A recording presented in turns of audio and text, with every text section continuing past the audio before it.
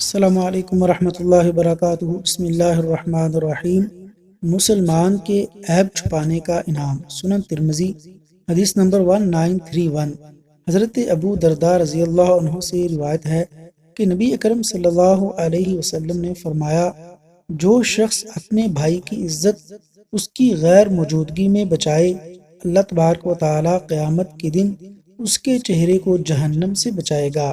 رسول اللہ صلی اللہ علیہ وسلم نے فرمایا، ایک مسلمان دوسرے مسلمان کا بھائی ہے، بس اس پر ظلم نہ کرے اور نہ ظلم ہونے دے۔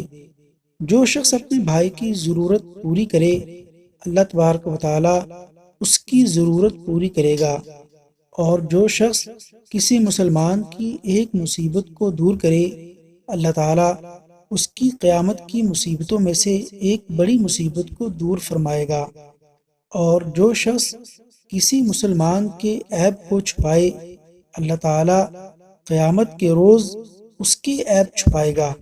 اللہ تبارک و تعالیٰ سے دعا ہے کہ اللہ تعالی ہمیں اس حدیث مبارکہ پر عمل کرنے کی توفیق عطا فرمائے اور باعمل مسلمان بنائے۔ آمین یا رب العالمین۔